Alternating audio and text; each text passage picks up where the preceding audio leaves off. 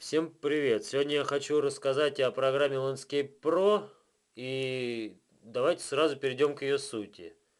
Эта программа задействует акселерометр и, например, позволяет повернуть экран, меню вот на 90 градусов. Но, как вы знаете, это может сделать и телефон с базовой прошивкой. Никаких поворотов на 180 или 270 градусов программа не может осуществить. И, соответственно, она, ну и спрашивает, зачем бы она нужна, а вот зачем она нужна. Как вы, наверное, знаете, у прямого конкурента Nokia 5530 Samsung Star существует функция поворота листания фотографий наклоном телефона.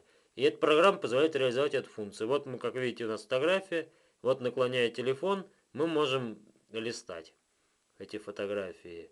Собственно, вот функционал я, наверное, уже показал этой программы. А дальше я по просьбе просто покажу, как работает, собственно, программа, как ее настроить. Итак, в настройках я предлагаю чувствительность снизить, скорость прокрутки в галерее тоже снизить от базовой, но это понятно. А для того, чтобы не творилась форменная вакханалия, необходимо обязательно в параметрах телефон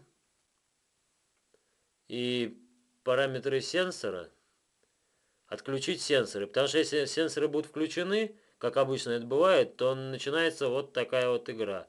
То есть программа не понимает, что от нее хотят, и наоборот, видите, меняет ориентацию не так, как надо. Потому что вступает в конфликт две прошивки. Как только мы отключили сенсоры, все сразу становится на свои места.